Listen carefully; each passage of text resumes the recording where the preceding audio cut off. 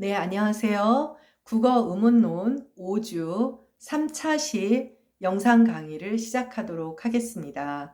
지난 2차 시에서 우리가 음절 챕터로 들어가면서 음절의 특성까지 살펴봤어요. 그래서 이제 그 음절의 특성 5가지를 소개하고 이제 오늘은 어, 5번째 PPT의 11쪽을 살펴보도록 하겠습니다. 음절자가 나왔죠. 지난 시간에도 이제 간단히 이야기를 했습니다마는 우리 한국어에서 글자랑 문자는 서로 다른 용어예요. 영어 레터를 찾아보면 글자 혹은 문자라고 되어 있지만 우리말에서 글자라는 개념은 지난번에도 한번 얘기했을 거예요. 우리가 500자 이내로 쓰라고 하면 예를 들면 우리가 김경아 하면 김을 그 500자의 한 단위로 보죠. 그쵸? 근데 이거는 음절 단위잖아요. 그래서 사실 한국어에서 글자는 음절자를 의미하게 됐습니다. 반면에 이제 그 로마자 같은 경우는 영어를 포함한 로마자들은 이제 자음모음을 풀어쓰기를 하다 보니까 사실 우리가 생각하는 음절 단위로 이제 글자들을 모아 쓰고 있지는 않죠. 그래서 글자는 곧 음절자다. 이제 우리 한국어의 경우에 이제 특수한 상황이라고 할 수가 있어요. 한글 이제 훈민정음의 표기법은 풀어쓰기가 아닌 모아쓰기 혹은 묶어쓰기라고도 하는데 일반적으로 이제 모아쓰기라는 용어를 더 잘 많이 쓰는 것 같습니다. 이게 이제 그 훈민정음 해례 이제 훈민정음 제자 원리에 대한 설명을 한 한문본인 책이 있죠. 훈민정음 해례본에서 보면 음절 합자법이다 혹은 성절법이다라고 소개가 되어 있습니다. 성절법은 음절을 이룰 성자예요. 음절을 이루는 법이다. 이렇게 소개를 해서 애시당초 한글의 경우에는 풀어쓰기가 아닌 모아쓰기를 하는 것으로 이제 그 제자가 어떤 그런 표기법의 운용 방식이 정해진 거죠. 사실 굉장히 독특한 방식이에요. 음소 문자인데 음절 문자가 아니라 일본의 가나 문자 같은 음절 문자면 얘기가 다른데 음소 문자임에도 불구하고 음절 단위로 문자를 묶어서 사용하는 아주 특이한 문자 운용의 방식이에요. 이거는 문자를 어떻게 사용하나 문자 운용이라고 하는 것은 문자를 어떻게 사용하느냐의 법인데 이것도 사실 훈민정음이 굉장히 높이 평가받는 면 중에 하나입니다.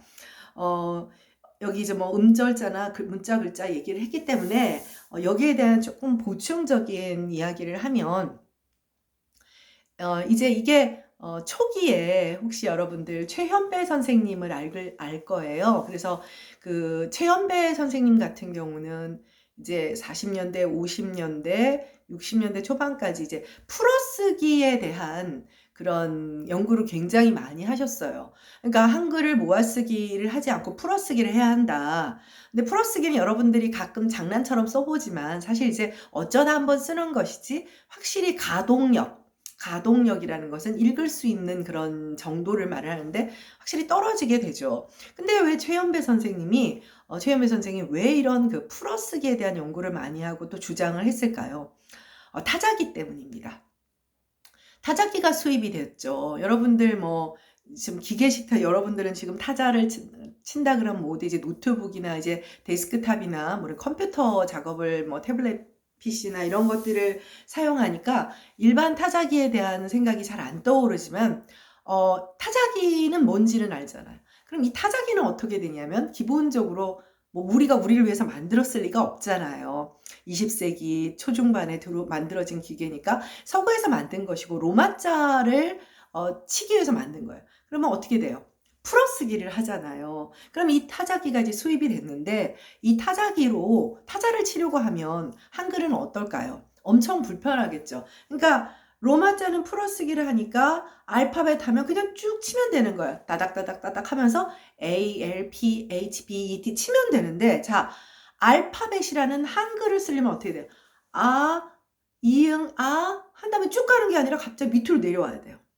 그쵸? 다시 올라가야 돼요. 피읍, 아, 거기까지 괜찮다가 비읍, 에까지 괜찮다가 다시 내려와야 돼요.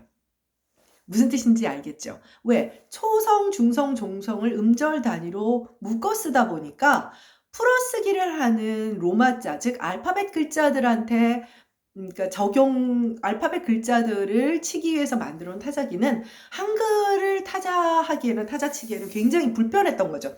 그러니까 변형을 시켜야 되는데 기계를 바꿔야 되는데 사실 이제 뭐 최영배 선생님을 폄하하려고 하는 얘기는 아니지만 인간이 사실 그렇잖아요. 요즘은 기계 문명이 워낙 테크놀로지가 대단한 시대를 살고 있으니까 인간이 불편한 부분이 있으면 기계를 바꿔야 된다고 생각하지만 아날로그적인 정말 그런 시대에는 기가 굉장히 대단하고 낯선 것이기 때문에 기계에 우리를 맞춰야 된다는 생각을 가지고 있었던 것이에요. 그래서 풀어쓰기에 대한 연구를 굉장히 많이 하셨지만 결과적으로는 공안과라고 요즘 젊은 사람들은 모르는데 근대적인 안과가 종로의 공씨예요. 공안과라는 공병우 씨라는 그분이 이제 안과 의사인데 이분이 이제 한글을 타자칠 수 있는 한글 타자기를 개발하셨어요. 이렇게 되면서 사실은 풀어쓰기에 대한 그분의 이제 말년에 많은 그런 노작들, 그러니까 열심히 노력했던 그런 연구들은 사실 무의미한 헛된 노력처럼 되어버렸죠. 이것과 비슷한 것이 컴퓨터도 있습니다. 컴퓨터의 그 우리 키보드를 보면 한번 얘기해줬죠. 여기서 이 비슷한 얘기가 국어자료왕국에서 한 것 같은데 키보드도 지금 이제 우리 핸드폰, 스마트폰하고 전혀 달라요. 스마트폰은 그 안에 원래 우리가 스마트폰을 만든 사람들은 아니에요. 스마트폰을 들어왔을 때는 선생님은 그런 벽돌폰이라고 해서 이따만한 폰이 있을 때 처음 1세대거든요. 거기에 보면 한글이 들어있는 게 아니라 지금처럼 어떻게 돼요? 키패드를 보면 영어는 ABC, DEF 이렇게 돼 있죠. 그래서 한번 터치할 때마다 이제 알파벳 자모들이 달라져요. 그러니까 3개씩 넣어놓고 쫙 나열해 놓은 거예요. 근데 지금 우리가 쓰고 있는 그 한글 키패드는 어떻게 돼 있냐면 훈민정음 창제 원리에 따라 가획의 원리에 따라 기억에서 한 번 더 치면 기억이 되고 니은에서 한 번 더 치면 디귿 또 한 번 더 치면 디귿 또 그다음 한 번 더 치면 쌍디귿 이런 방식의 한글의 제자 원리를 적용한 거죠. 그거는 이제 우리가 우리식으로 기계를 바꾼 거예요. 키패드를. 그래서 결국 그러다 보니까 결국 스마트폰의 강국이 되었는지도 모르겠습니다. 상대적으로 데스크탑이나 노트북의 그 키보드는 어떻게 되어 있어요? 전혀 우리랑은 무관하죠. 그래서 바지 들고서 자판이라고 해요. 바지 들고서 자판은 뭐냐면 자음을 보면 비읍, 지읒, 디귿, 기역, 시옷 이렇게 돼 있잖아요. 그래서 바지 들고서 자판이라 하고 뭐 여러분들 2벌씩 3벌씩 왜 글자판 들어가면 뭐 옛글도 있지만 2벌씩 3벌씩 막 이렇게 여러 가지가 있죠. 그래서 이거는 이제 사실 이제 바꾸지는 못했지만 우리 역시 똑같은 문제가 초창기에 컴퓨터가 일반화되면서 90년대 일반화되면서 키보드 문제가 또 됐어요. 그러니까 스마트폰만 해도 그 다음이니까 기계를 바꿔 이런 식으로 됐는데 마치 타자기랑 비슷하게 이게 처음 컴퓨터 키보드를 보더니 와 이거 어떡하지? 와 이거 우리 한글 잘못 너무 불편해. 한글이 또 너무 불편하죠. 왜 너무 불편할까요? 알파벳을 풀어쓰기를 하는 알파벳을 위해서 만든 거니까요. 그래서 폰트를 차지하는 그런 용량도 다르게 되니까 너무 골치가 아픈 거예요. 우리는 왜냐하면 초중 종성이 있으니까 그렇게 되죠. 그것도 뭐 그래서 2벌씩을 하느냐 3벌씩을 하느냐 논란이 있었음에도 불구하고 어느 날 사람들이 자연스럽게 그냥 너무나 익숙하게 바지 들고서 자판, 2벌씩 자판입니다. 별로 효율적이지 않아요. 그런데 그걸 익숙하게 지금은 쓰고 있지요. 그냥 쓰고 있고 상대적으로 스마트폰은 발빠르게 움직여서 우리에게 훨씬 유리한, 우리에게 적합한 그런 키패드를 만들게 된 거예요. 요즘은 별로 연구 안 하고 있습니다만은 뭐 스마트폰이 이제 널리 보급되기 시작한 2000년대 초중반에는 그 키패드에서 스마트폰에서 영타와 물론 뭐 중국 사람들이 쓰는 이제 한자가 들어간 그런 키보드랑은 비교도 안 되고요. 영타가 더 효율적이냐, 뭐 한타가 더 효율적이냐 그런 걸 해서 사실 한글이 다 이겼어요. 이겼다기보다는 뭐 더 좀 빨리 처리 속도가 빠르다. 뭐 이런 결론이 나서 요즘은 뭐 그런 얘기도 거의 안 나오고 있습니다만은 어찌되었건 간에 이 음절자가 초반에는 그러니까 좋은 평가를 좀 못 받았던 거죠. 왜냐하면 서구의 뭐 모든 문물이나 이런 것들이 알파벳과 관련이 있는데 이제 풀어쓰기잖아요. 그래서 그러다가 우리가 이런 방식에 적응을 한 것도 있지만 또 한 가지는 음소문자인데 음절 단위로 모았으면서 표음 문자잖아요. 우리 배웠죠? 한글은 음소 문자니까 표음 문자잖아요. 그런데 표음 문자가 표의적 기능을 하게 되는 거예요. 사실 풀어쓰기를 한다. 자, 여러분들 모아쓰기를 해놓은 꽃이라는 글자와 그것을 풀었었을 때 어느 쪽이 가동력이 좋아요? 당연히 모았었을 때 훨씬 눈에 가동력이라는 건 잘 읽을 수 있다는 건데 사실은 시각적 효과가 커서 눈에 확 들어온다라는 얘기가 되는 거예요. 그렇기 때문에 결과적으로는 표음 문자의 표의적 사용, 표음 문자의 표의적 사용이라고 하는 독특한 문자 운용의 방식으로 또 이러한 면도 높이 평가를 받고 있습니다.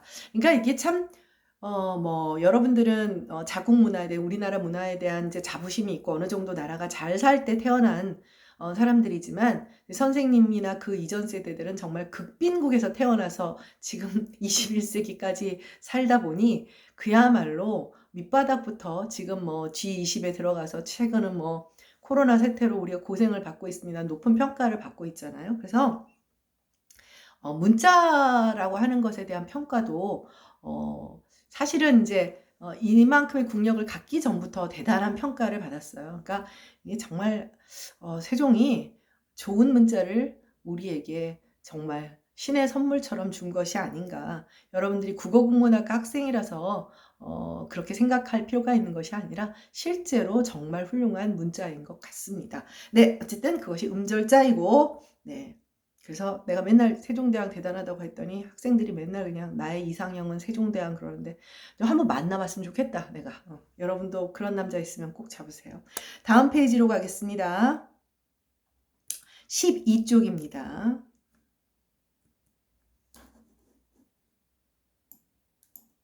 네, 잠깐만요. 네. 자, 그래서 이번에는 음절과 음절자의 차이다라고 했는데 여러분 혹시 좀 공부한 사람은 음절은 선생님 의문론적인 얘기고 음절자는 글자 얘기 아닌가요? 맞습니다. 그렇게 기억을 하고 있다면 정확해요. 근데 이게 세부적으로 들어가면 우리가 이렇게 교육을 받아도 웬만하면 자꾸 그 글자라는 것, 문자라는 것, 그러니까 혼동을 하는 경우가 많아요. 자, 예를 들면 달기라고 하는 단어가 있어요. 이 단어가 있죠. 이 단어는 우리가 지금 이렇게 표기를 해놓잖아요. 그럼 이것은 음절자예요.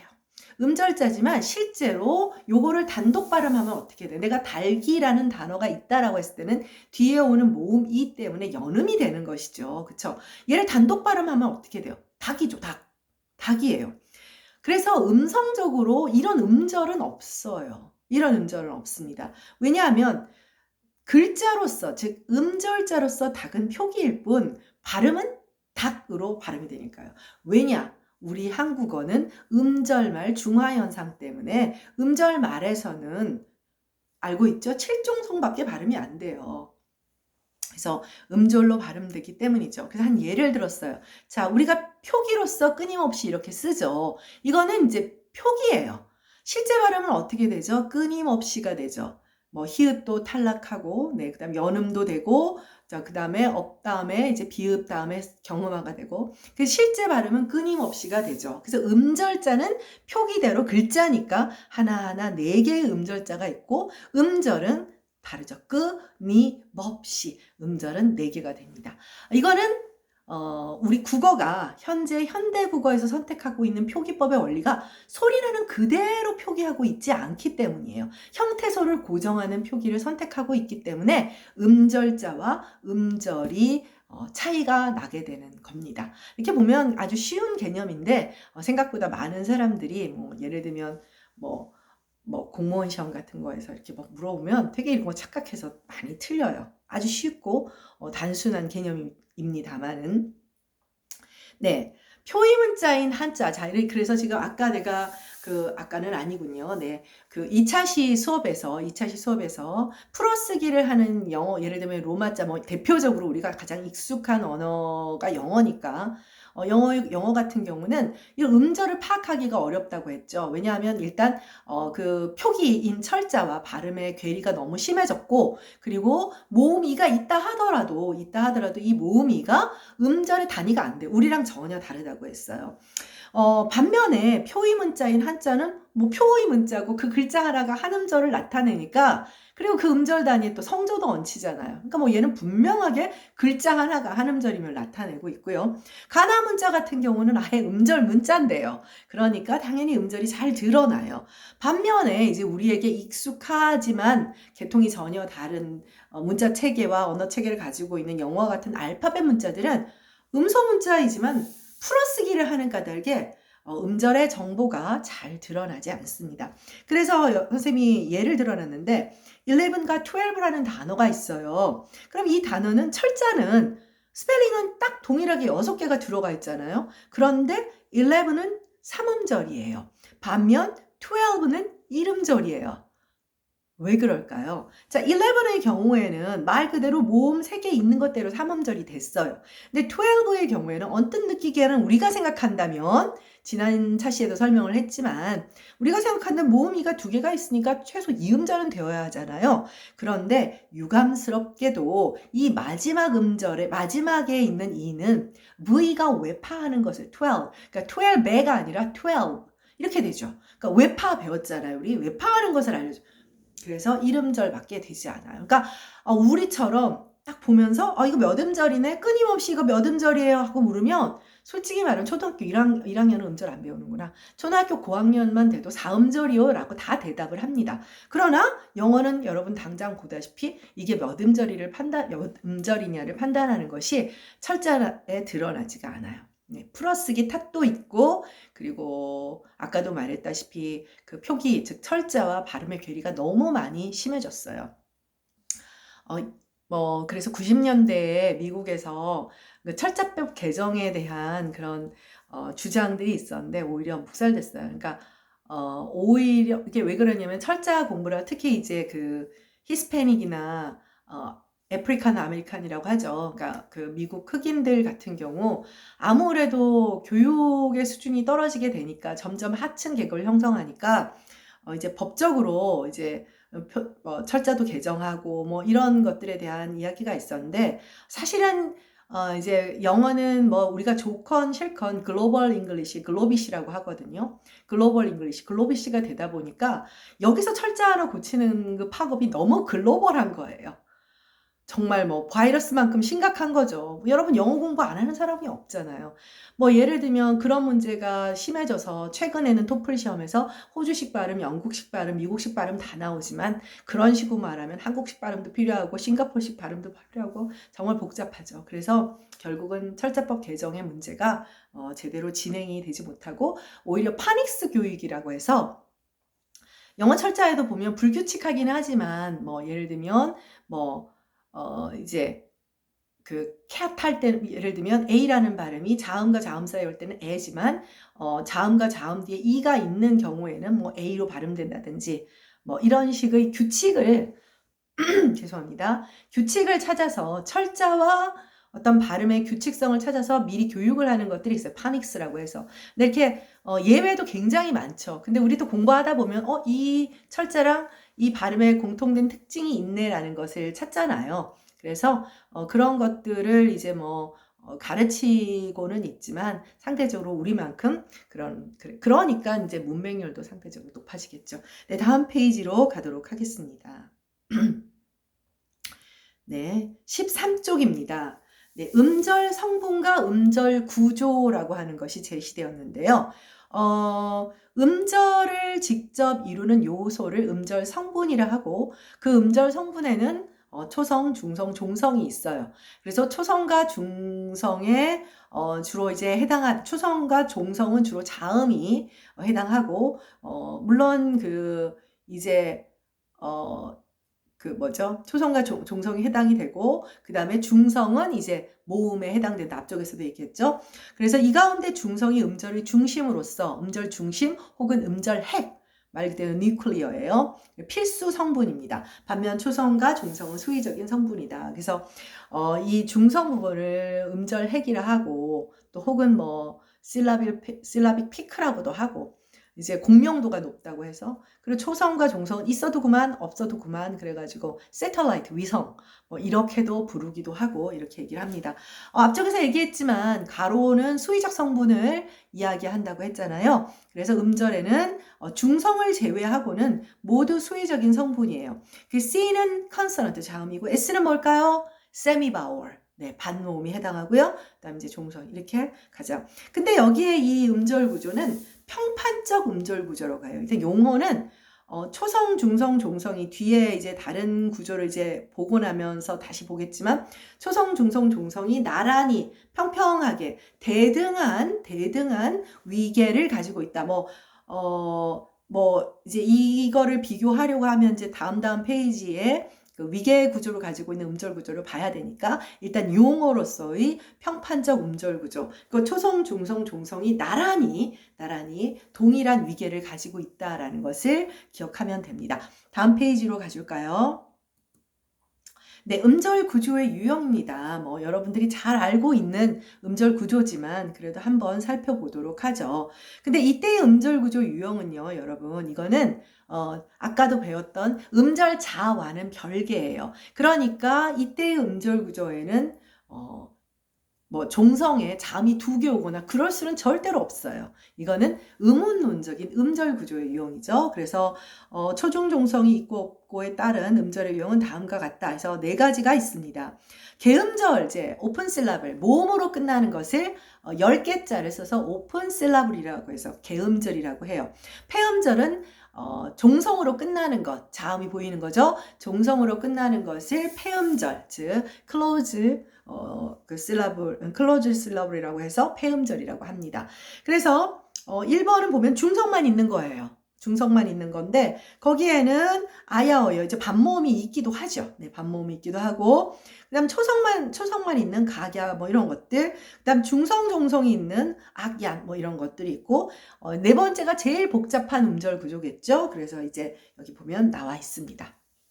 그래서 이런 음절 구조에 4가지 유형이 있다는 건 뭐 음절 되게 쉽죠. 학생들이 음절 참 좋아해요. 쉽고 이해가 잘 되니까. 네.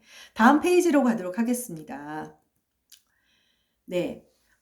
여기가 이제 평판적 음절 구조냐, 계층적 음절 구조냐 하는 아까 이제 그 위계가 같다 다르다 그런 얘기를 해야 하는 그런 부분인데 지금 보다시피 자, 평판적 음절 구조 딱 볼까요? 다시 가보세요. 13페이지를 가보면 음절의 꼭지점 아래서 평등하게 말하자면 자식 셋이 나란히 같이 있는 거예요. 그렇죠? 음절이라고 하는 꼭지점 아래 초성, 중성, 종성이 나란히 같이 가지치기를 하고 있죠. 가지치기를 하고 있죠. 이것이 평판적이라는 건데 반면에 15페이지의 구조는 어떻게 되어 있냐면 어떻게 되어 있습니까? 음절이 있는데 나란히 3개가 나온 게 아니라 종성이 먼저 가지치기를 하고 내려가고 좌분지 음절 구조, 좌분지라고 했죠. 그 다음에 초성과 중성이 그 밑에 교점에 하위 교점 속에 들어가 있어요. 하위 교점이라고 합니다. 자, 이게 무슨 얘기냐? 여러분이 그냥 봐도 하위 교점에 있다는 거는 초성, 중성이 더 가깝고 종성이 조금 멀다라는 뜻이 되죠.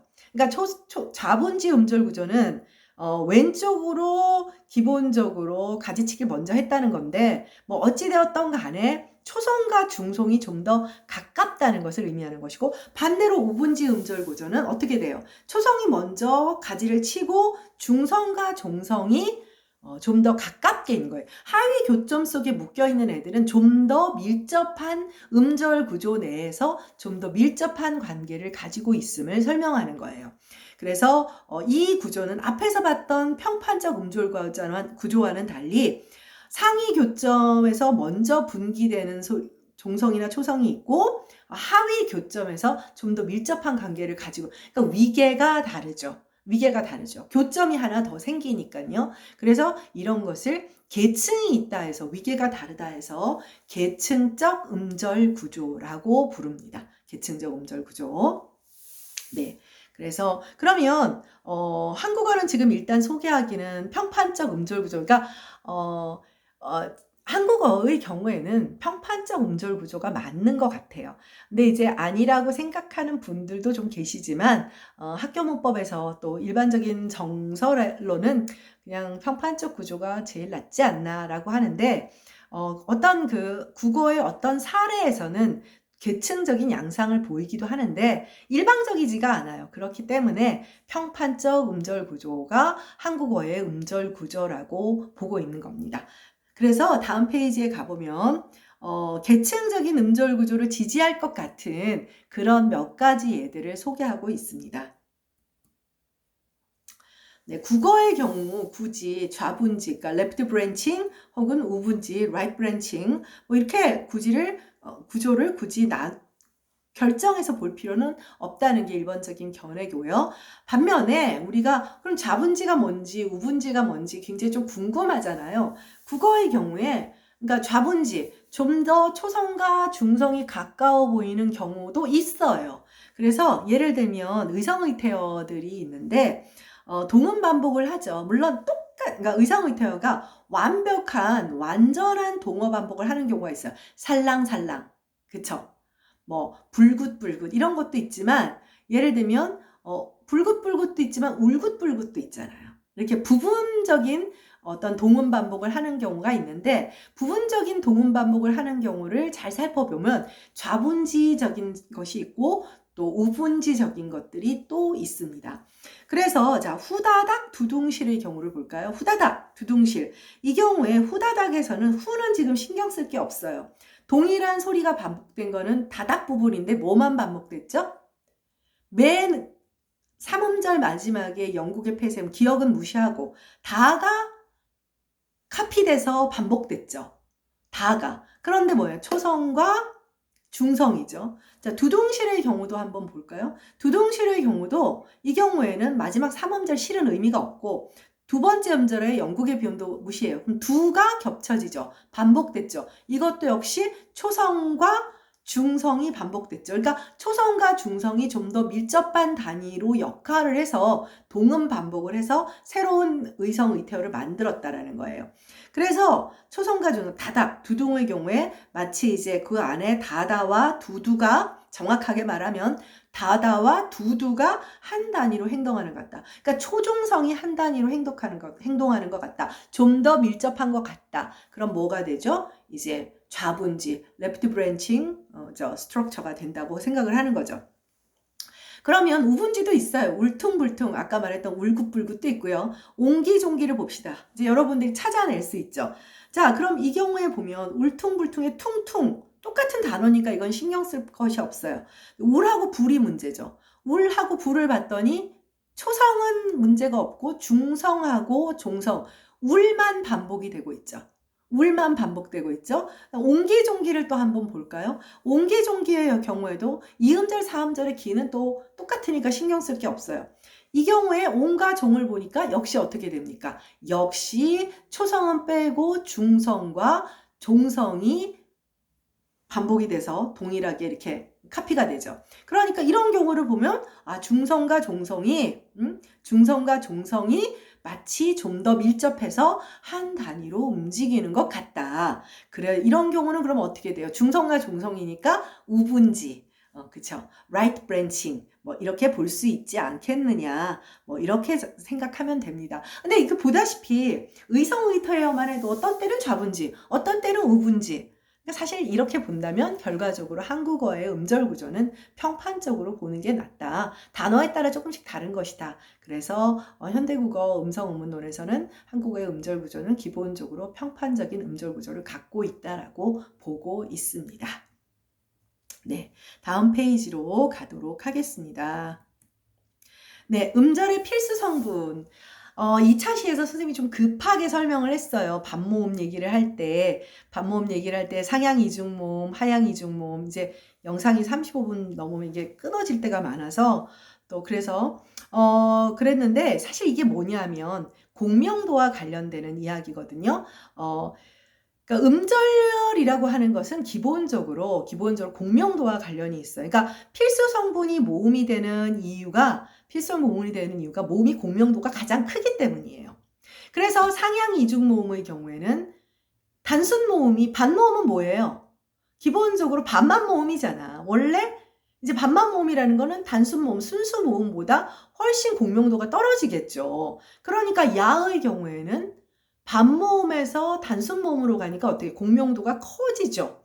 그러니까 상향 이중 모음, 상승 이중 모음이 되는 거야. 공명도가 상향된다. 반면에 의 같은 경우는 중세국의 많은 하향 이중 모음들은 단순 모음에서 반모음으로 끝나니까 공명도가 떨어지죠. 그래서 하향 이중 모음, 하강 이중 모음 하는 겁니다.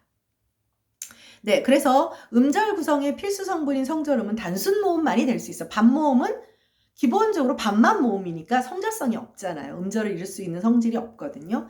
음성학적으로 음절은 공명도가 큰 분절음에 공명도가 작은 분절음들이 양쪽에 매달려 있는 모습이에요. 그러니까 결국 그 매달려 있는 소리들은 초성과 종성이고 자음이고, 그래서 세텔라이트, 위성 같은 존재라는 얘기를 했었잖아요. 그래서 공명도는 그럼 정확하게는 뭐냐? 사실 음양음성학의 용어예요.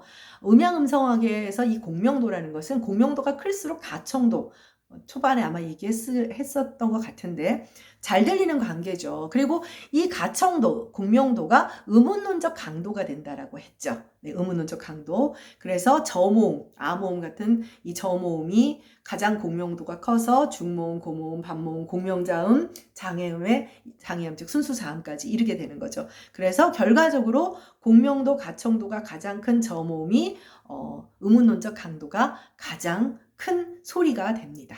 네. 다음 페이지로 가도록 하겠습니다. 네.